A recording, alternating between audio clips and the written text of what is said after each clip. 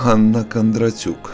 Просто з любові. Рэпартэрскія партрэты памяці. Літаратурныя зацямкі. Ганна Кондратюк – журналістка з вялікім досведам.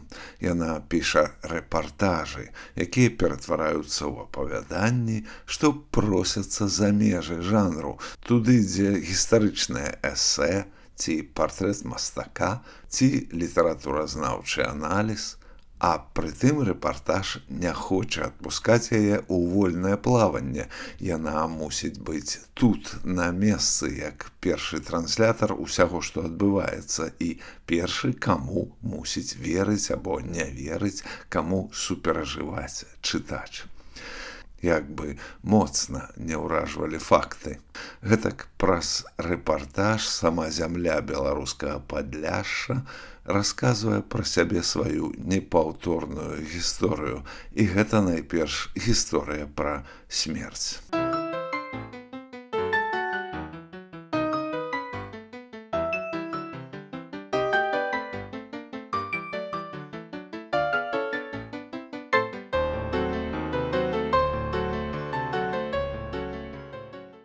Ганна піша, што калега, беларускі пісьменнік з Беластотчыны Сакрат Яновіч, сваіх аднавяскоўцаў называе бацькамі сусветнага тэрарызму, а яго пачынальнікам Кастуся Каліноўскага, земляка, родам з Падляшша.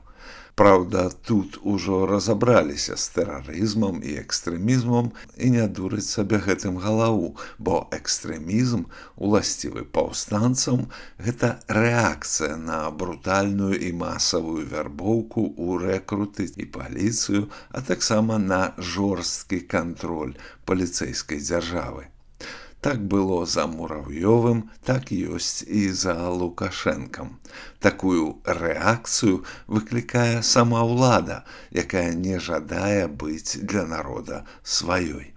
І атрымлівае водгук у выглядзе экстрэмізму. Разумны тут падумаў бы, чаму гэтай праблемы няма ў Польшчы ці ў Літве.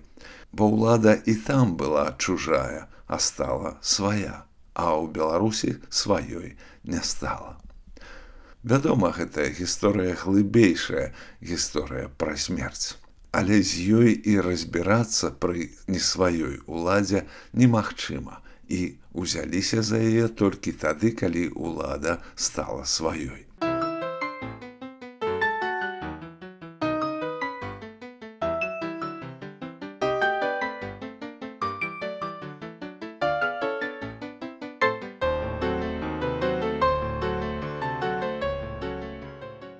У бацькоў Кастуся Каліноўскага 12 дзяцей памерла, перш чым нарадзіўся Кастусь. Мне адчуваецца, што з лічбамі тут перабор. Маю на ўвазе свой уласны жыццёвы і кніжны досвед. Кажуць, была нейкая генетычная хвароба, але мне ўяўляецца, што ніякай настойлівасці не хопіць, калі уступіў у суцэльную павалоку бездыханнага тхнення смерці.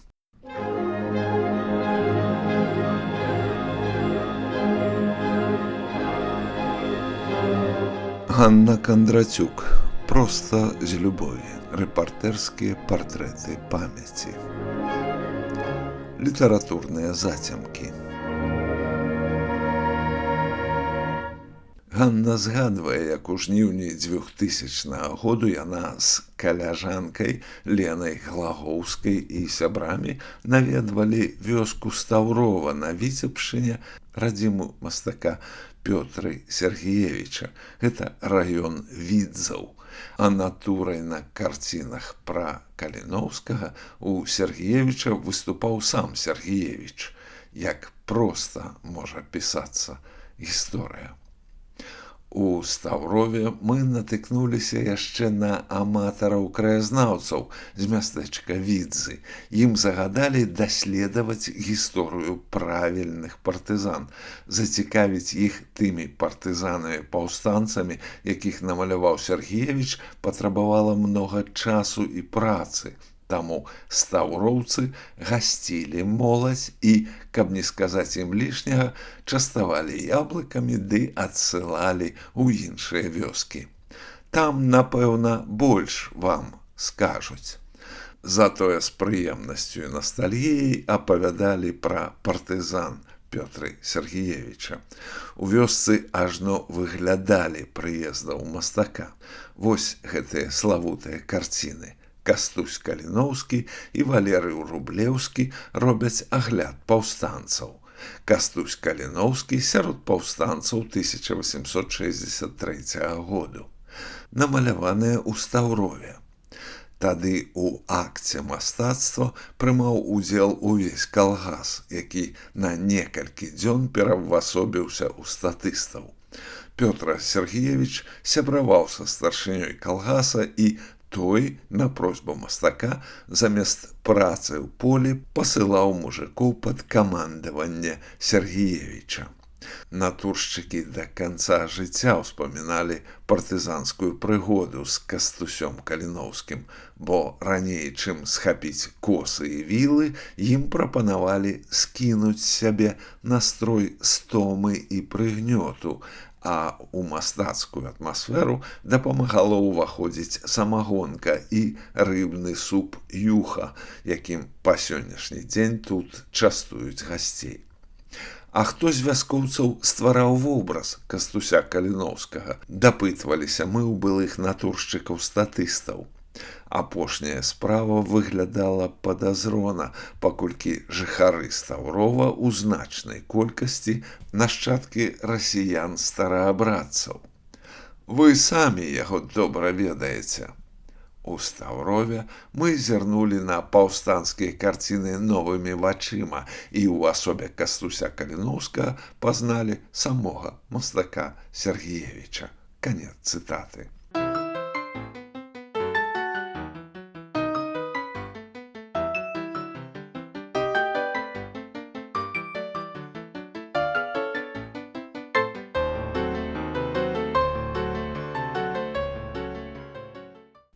Літаральна на каротка нам удаецца вынырнуць з павалокі смерці да светлага генія Сергеевіча, але тут жа мусім вяртацца, бо самыя яркія плямы гісторыі Беластотчыны пазначаныя зусім не пазітывам. Там забойства Папялушкі або далей цэлыя смяротныя рэйды Рамуальда Райса Бурага. Дэталі, на якія ніхто іншы бадай не звярнуў бы ўвагі. Тады, у 2010 годзе, уражлівы малодшы брат Папялушкі Станіслаў на пытанне, ці захоча ён са мной паразмаўляць папросту, адказаў сходу: «Я інакш як папросту і не размаўляю». Пасля першага візіту ў акопы многія мае ранейшыя ўяўленні пра блаславёнага Ежы Папялушку перакуліліся дагары нагамі. Уразіла мяне бездапаможнасць і страх ксяндза-пакутніка перад прыезджымі. Брутальная смерць 17 кастрычніка 1984 году пакінула балючы адбітак на здароўі сям'і. Я не даў рады нават сярэдняй школы закончыць, кажа Станіслаў Папялушка, брат святога. Людзі ўнікалі нас, прыдзіраліся без прычыны, дапякалі. Гаварылі, што едзем на славе забітага брата, што нас па Беластоках і Варшавах як паноў возяць. Канец цытаты. Чаму мясцовыя абыякавыя да Папялушкі? Ксёндз кажа, што мясцовыя не дапамагаюць, спасылаючыся на брак часу, не пачуваюцца перакананымі ў важнасці такой дапамогі, проста не вераць у тую папялушкаву святасць. Недавер да святасці чырвонай ніткай праходзіць праз рэпартажы і пра самога Каліноўскага, хоць ён і не быў кананізаваны, і да святога Папялушкі, і да святых ахвяраў Рамуальда Райса Бурага.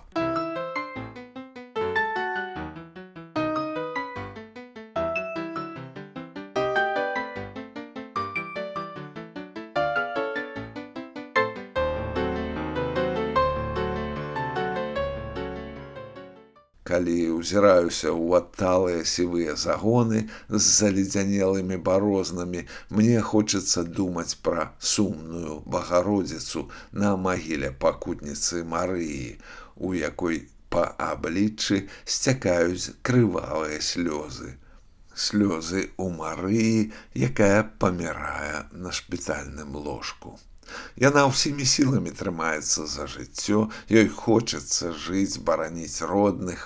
Мабыць, яна ўжо ведае, што адбудзецца з яе сястрой-інвалідам і маці. А можа, чуе брутальны рогат гісторыі, якая не прыкмеціць яе адвагі, змагання. Жыццё тут коціцца сваімі каляінамі, з прыхаваным насіллем, патрыархальным прыгнётам, але шанец на выжыванне у безабароннай пакорлівасці і паслухмянасці. Канец цытаты. Мабыць, так выглядае філасофія тутэйшага жыцця.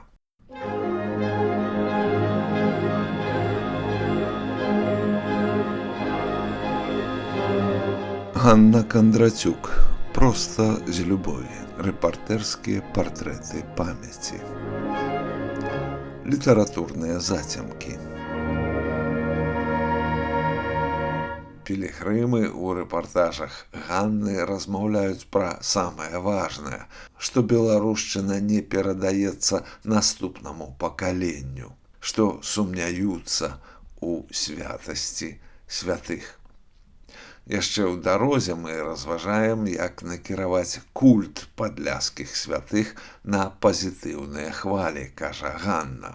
Бо і ў той гайнаўцы ёсць праваслаўныя, якія не хочуць іх прызнаваць, наракае паломніца Вольга.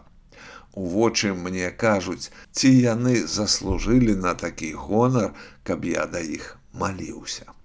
Што яны такога зрабілі? Адна знаёмая, муж якой мундуровы, сказала, каб не марочылі ёй галаву, бо яшчэ гэтыя святыя мужу на працы перашкодзяць. Канец цытаты.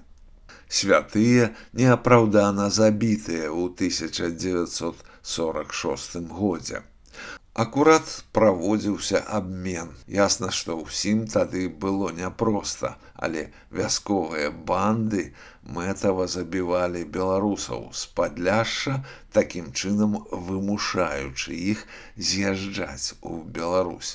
Гэта былі жорсткія этнічныя чысткі, інакш іх не назавеш. Калі ты не паляк і не падаўся высяленню ў Беларусь, ты падлягаеш расстрэлу.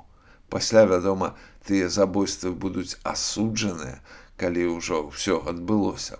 Ахвяраў беатыфікуюць у святых, праўда, у праваслаўным абрадзе, у праваслаўнай царкве, у Польшчы. А тутэйшы нашчадак беларусаў будзе задавацца пытаннем, ці святыя яны ўжо праз тое, што іх застрэлілі, хай сабе і незаконна. Тут, бадай, кожны задумаецца, ці маліцца такому святому або такім святым.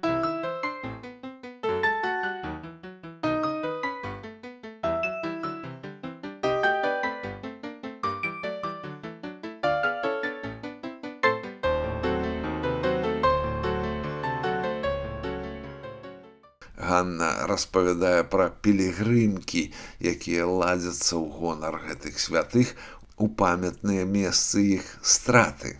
Але падступнае пытанне не адступае і апраўдвае ў пэўным сэнсе тых, хто да гэтых пілігрымак не далучыўся. На ўсялякі выпадак Ганна нагадвае, што Падляшша самы рэлігійны рэгіён Польшчы. Гэта амаль як папярэджанне пра агрэсію, бо такое папярэджанне мусіць запальваць чырвоную лямпачку алярму. Чалавеку з нерэлігійнай Беларусі разабрацца ў гэтым няпроста. Усяго кананізавана ў Мялешаўскай парафіі 31 асоба праваслаўных.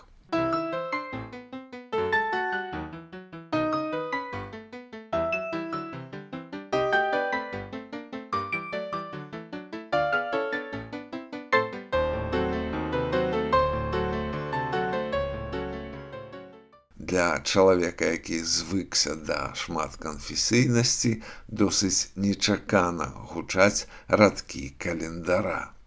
6 кастрычніка 1996 году папа рымскі Ян Павел II беатыфікаваў 13 падляшскіх мучанікаў, якія загінулі ад рук расійскіх жаўнераў у мястэчку Пратулін, цяпер Люблінскае ваяводства, 27 студзеня 1874 году, баронячы сваю уніяцкую царкву ад ператварэння яе ў праваслаўную.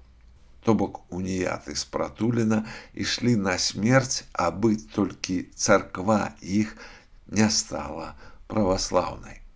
А чаму царква ў Падляшшы не пайшла далей шляхам уніі, хоць была з часоў Берасцейскага сабору самай блізкай і да уніі, і да сабору? Яшчэ ў Падляшшы нараджаліся уніяты, святары, прафесура Віленскага універсітэту, якая спрыяла нараджэнню новага беларускага руху. Чаму царква не трымалася свайго уніяцтва, а перарабілася на РПЦ?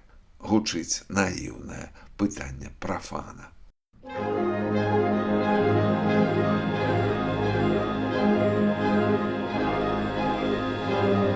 Ганна Кондратюк. Просто з любові. Рэпартэрскія партрэты памяці. Літаратурныя зацямкі. Наступная паездка ў Бабёр да Алеся Пушкіна. Тут апісанне сядзібы і наваколля поўнае эксцэнтрычных дэталяў. І калі верыць у містыку, то ў мяне такое прадчуванне, раней ці пазней Алесь Пушкін будзе кананізаваны. Людзі будуць ушаноўваць 11 ліпеня, дзень яго пакутніцкай смерці, і з песнямі, чаркай, надзеяй, як купалля. Гэта ён сам пабачыў і намаляваў на светлым турэмным рысунку пад загалоўкам «Пушкіна выпусцілі з турмы». Як жа радасна было глядзець на гэты малюнак, перададзены ім напрыканцы жыцця з-за турэмных крат. Канец цытаты. Ганна цытуе сваё ліставанне з Пушкіным, распавядае пра сустрэчу з ім на вернісажы, прысвечаным Эль Грэка ў Седальцах, а таксама пра гутаркі, пра стан мастакоў у сучаснай Беларусі. Падляшскі беларус, хоць сам часта практыкуе язычніцтва, з агідай адкіне заходнюю рымскую традыцыю. Такім чынам ён будзе бараніць роднае праваслаўе. Усё, што ксяндзоўскае і каталіцкае, будзе для яго падазроным і варожым. З насцярожанасцю будзе ўспрымаць творчыя міжканфесійныя кантэксты, хоць і будуць яны геніяльна асветленыя менскімі творцамі. Я сама паддалася падляшскім настроям. Перад абразом блаславёнага Ежы Папялушкі я падумала пра падляшскую зайздрасць. Гэты абраз сходу захапілі б беластоцкія каталікі, а кожны намёк пра супольнасць у хрысціянстве яны палічылі б правакацыяй або святататствам. Канец цытаты. Інакш кажучы, гэтая міжканфесійная варожасць захоўваецца, хоць наўрад ці можна было б прывесці для гэтага важкія аргументы. Дастаткова было б таго, што касцёл у Беларусі устаў на бок беларускай мовы, а РПЦ фактычна наадварот.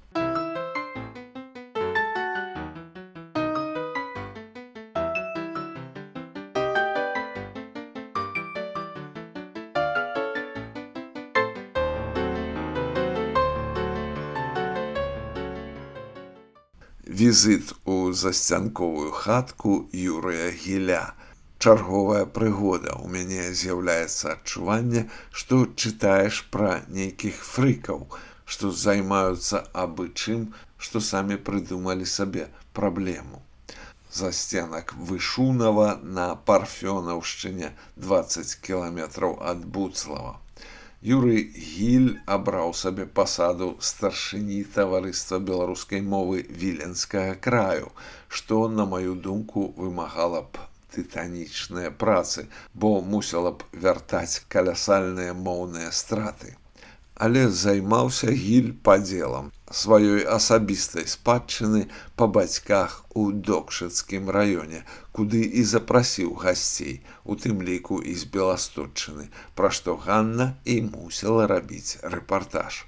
Дзялілі хату і зямлю, быццам умоўна згадваючы, што ўсё гэта пад калгасам, але ўсё вернецца. Сёння ў засцянковай хатцы забітыя дошкамі вокны. Крыжы і святыя фігуры выконваюць ролю сімваляў ахоўнікаў. Восенню 1999 году кіраўніцтва калгасу «Чырвоны сцяг» рашыла брутальна вытварыць гаспадара з бацькоўскай хаты. Канец цытаты. Словам, усё адбылося так, як і мусіла адбыцца пры усялякіх абставінах. Звычайна кажуць, што гэты чалавек гуляе па-вялікаму, і такія персанажы робяцца героямі рэпартажаў Ганны, акурат як мастак Сергіевіч са сваёй геніяльнай задумай у Стаўрове. А пра кагосьці скажуць, што гуляе па-малому, і лёс такога персанажа можа выклікаць хіба што шкадаванне, не болей, бо ніякага выніку ягоныя пляны задумы і не мелі на ўвазе. Тады кажуць, марны лёс.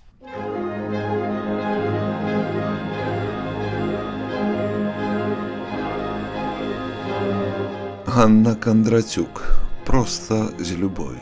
Рэпартэрскія партрэты памяці. Літаратурныя зацямкі. Асобны раздзел пра смерць паэткі Надзеі Артымовіч. Кніга смерці, быццам нагадвае пра сябе, падтрымліваючы свой імідж.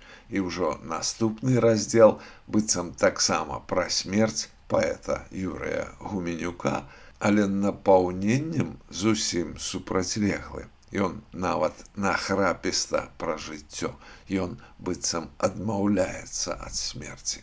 Тут жывое перабівае мёртвае, усё выглядае па-іншаму, смерці адыходзяць, пакідаючы жыццё. Гэта найлепшая праца, бо асоба Гуменюка і абставіны знаёмства выцягваюць інтарэс да жыцця. Ганне хапае і словаў для разбору паэзіі. Таямнічасць і далікатнасць хадзілі з Юрасём у пары амаль да канца жыцця.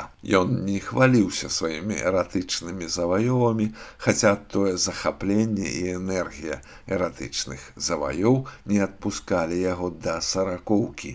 Часам дарагім, каханым асобам ён прысвячаў творы, а ўжо ў адносінах да выпадковых нахабаў і вулічных каханкаў, якія выкарыстоўвалі яго наіўнасць, расхістанасць ці нецвярозасць, не меў літасці і распавядаў пра іх з уласцівым яму чорным гумарам, а нават з жахам. У час апошняй сустрэчы Юрась наракаў на скубанца, маладога каханка з крымінальнай гісторыяй, які завалодаў яго душой і кашальком. Яму падабалася вастрыня і непрадбачанасць гэтага пачуцця, ды нават бессэнсоўнасць і непазбежны крах гэтай дурной прыгоды. І мы з Мірай, слухаючы яго шчырыя прызнанні, даражылі за яго і крычалі: «Ты што робіш? Апамятайся! Кінь ты таго злодзея!» Канец цытаты. Што з таго ўсяго выйшла, мы, на жаль, ужо не даведаемся ніколі.